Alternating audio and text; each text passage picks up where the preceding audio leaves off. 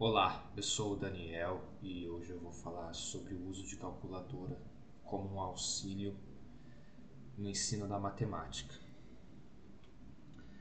Essa proposta aqui ela é direcionada aos alunos do ensino fundamental 2, ali de quinta e oitava série, especialmente oitava série, nono ano, né? Como um incentivo ao raciocínio lógico e à manipulação da calculadora em si, para que os alunos cheguem ao ensino médio mais preparados e ágeis com a manipulação de cálculos, que serão muito importantes, né? Então, toda a proposta de ensino aqui da calculadora está fundamentada na conjectura de Collatz, que será explicada posteriormente. As razões para essa escolha são que essa conjectura ela tem muitos padrões a serem reconhecidos, provados, e mexe com números naturais, números pares, ímpares, multiplicações, e é um material muito vasto e que agrega a calculadora ao raciocínio, à percepção. Então nós trabalharemos com operações soma, multiplicação, divisão e potência. Apenas não trabalharemos com subtração, mas ela pode ser rapidamente abordada, com certeza. As operações serão com números naturais positivos. Isso não é uma redundância, porque você pode pensar que todo natural é positivo, mas aqui a gente não vai trabalhar com o zero. Outro mérito da conjectura de Collatz é que é fácil de perceber erros, porque o aluno jamais vai trabalhar com números negativos, nem racionais, muito menos irracionais. Complexos, então, é outra dimensão. E como eu falei, essa percepção de padrões é um campo muito rico para o aluno desenvolver a sua capacidade de não apenas multiplicar números, mas de ver algo por trás deles, né?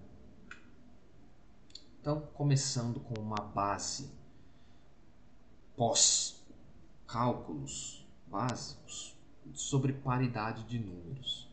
Qual a principal diferença? O aluno de repente pode não saber, e se ele não sabe, tudo fica prejudicado no restante da aula, né, da proposta. Então, não custa nada trabalhar isso. Todos os números pares são divisíveis por 2, né? Tirando ali o zero, né? O zero a gente não fala em divisão por zero, porque ainda que o zero não seja o denominador, zero dividido por qualquer coisa é zero, mas todo número que termina em zero, sim, é par. O 2 termina com 2, 4, 6 e 8 também. Os ímpares são os números restantes, né? Que, se divididos por 2, resultam em números fracionários, racionais. Então, a conjectura de Collatz ela pode ser vista como uma função que parte de um número natural diferente de zero e que, se esse número é par, divide-se por 2. E se o número é ímpar, a gente multiplica por 3 e soma 1. É uma conjectura de fácil compreensão, por mais que seja trabalhada no ensino superior. Matemáticos do mundo inteiro trabalham com ela, não conseguem muitos resultados, a gente vai falar disso depois.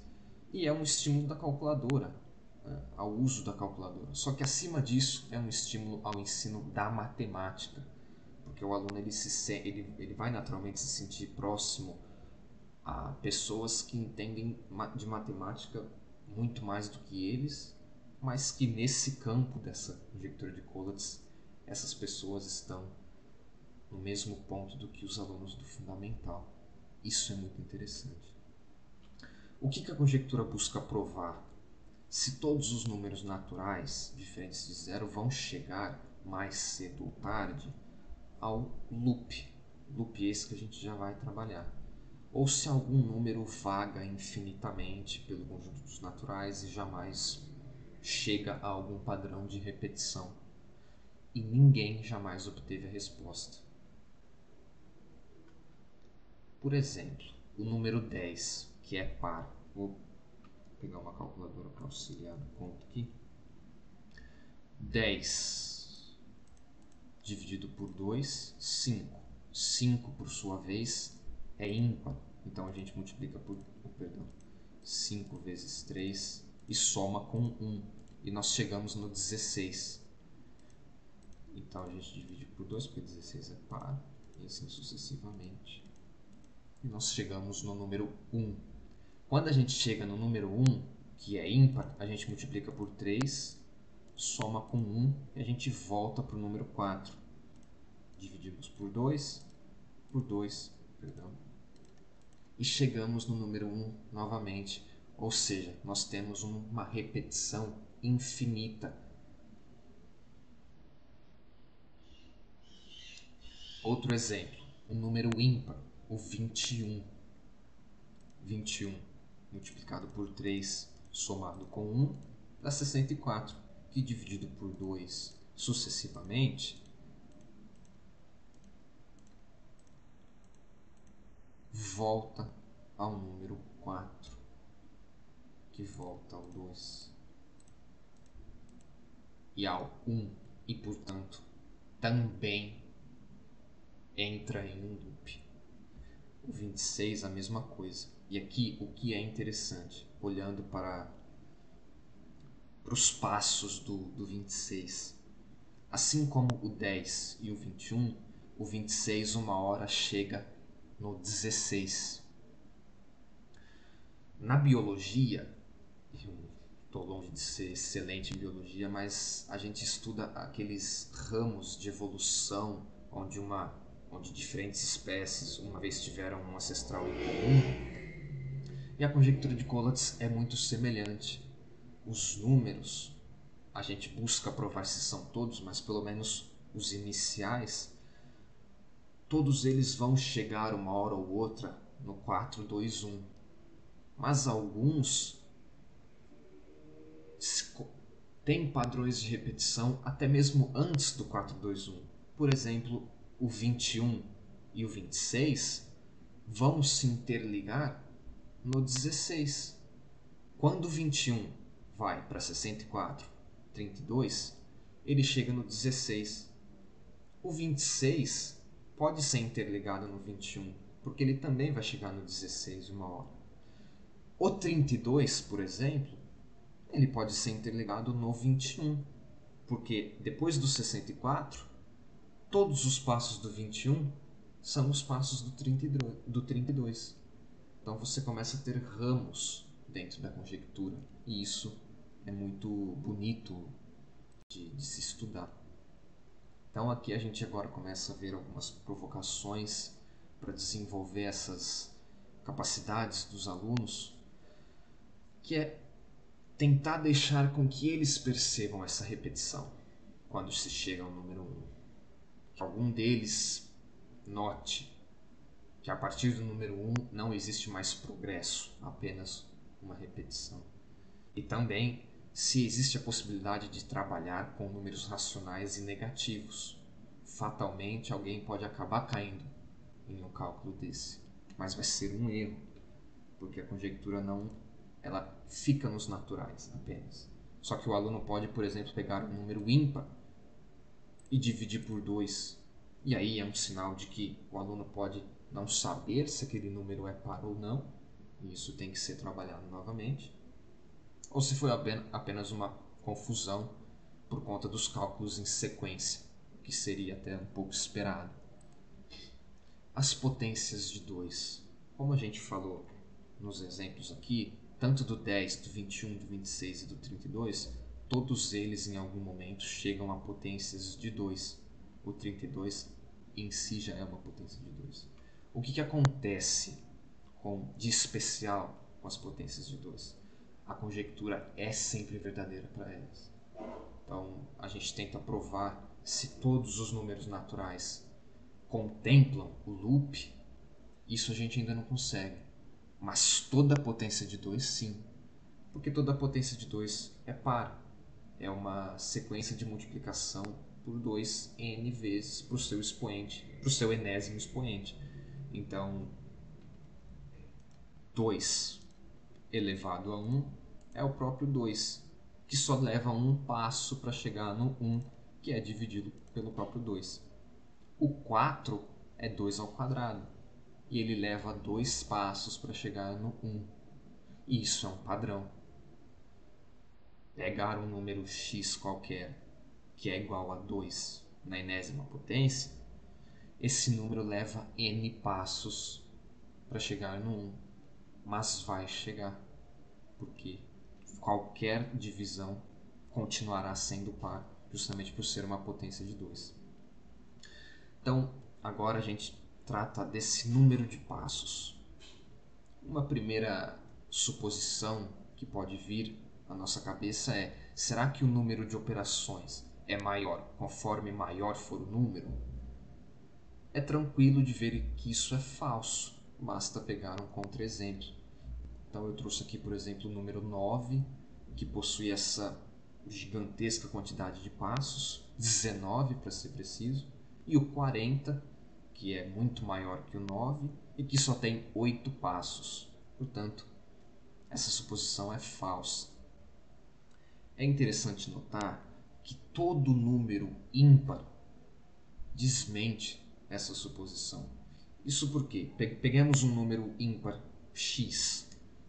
Qual é a sequência desse número ímpar? 3x mais 1. É a definição da conjectura. Só que 3x mais 1, para todo x positivo, vai ser um número maior que x. E 3x mais 1 vai ter um passo a menos que x. Então, por exemplo, quando a gente pegou o 9, do 9 a gente foi para o 28. O 28 é maior que 9. Se a gente ocultar o 9 e trabalhar com o 28, a gente vai ter 18 passos. A gente pode, por exemplo, pegar o 52.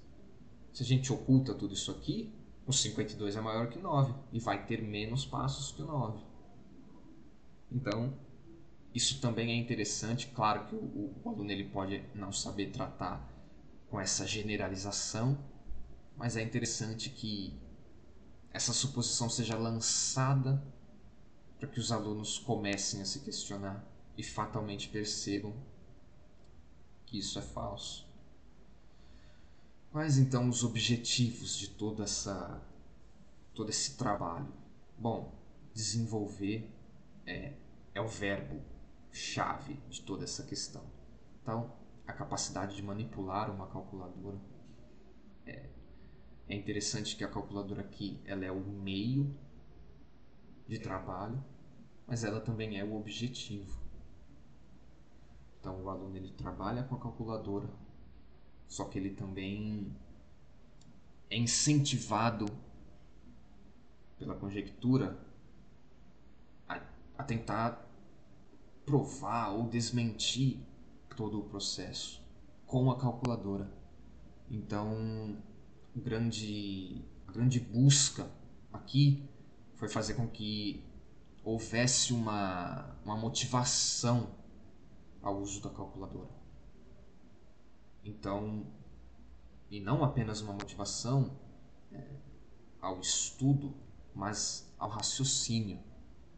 E dentro desse contexto a conjectura tem um mérito muito grande, porque de que maneira ela desenvolve esses raciocínios? Com os padrões.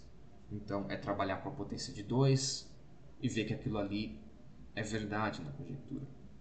É ver que um número ímpar sempre vai passar a um número par que é maior que ele, e que por sua vez esse número maior vai ser par divisível por 2.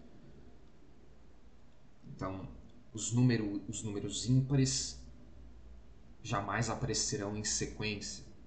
Isso aqui a gente não falou no slide, mas é fácil de o aluno perceber. E se ele não percebe, o professor pode perguntar: tem como dois números ímpares aparecerem em sequência? Não, porque todo número ímpar somado com 1 volta a ser um número par. Portanto, se nós pegamos um número par, multiplicamos por 3 e somamos com 1, esse número é par. Não tem como ele ser ímpar em sequência. Então essas coisas vai também um pouco da criatividade do aluno, dessas questões que eles vão gerando em si e, claro, a discussão entre eles. Nenhum aluno vai estar ali apenas com a sua calculadora, pensando nas suas contas, alheio aos colegas. Jamais, não é essa a ideia. A ideia é que haja uma interação e que o professor seja um mediador do processo.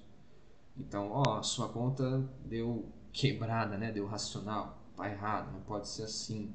Você pegou um número par e multiplicou por 3 e somou com 1. Não, isso só vai acontecer com o número ímpar. Essas discussões, os alunos acabam também ensinando uns aos outros. E eles têm que ter essa liberdade. Então, essa conjectura de Collatz, que posteriormente, ao final da aula, a gente revelaria aos alunos que nenhum matemático jamais conseguiu provar, e com certeza isso traria uma reação divertida aos alunos, porque eles vão se sentir em pé de igualdade. Eles entendem o processo, só que assim como eles, ninguém jamais conseguiu provar. Então, é certeza que, prestando atenção, isso vai motivar o aluno ao estudo da matemática e também vai ensiná-lo a usar uma calculadora. Estão as referências que eu usei no trabalho, a Base Nacional Comum Curricular, justamente para perceber as competências que se espera de um aluno de Fundamental 2 no que diz respeito à matemática. Eu peguei um artigo em inglês que trata, né, dessa conjectura e alguns, não artigos, mas algumas leituras interessantes brasileiras mesmo, em português. E bom, é isso. Eu espero que tenha ficado claro como a calculadora é usada, por que é usada, com que estímulo e com quais objetivos. É isso e eu me despeço por aqui.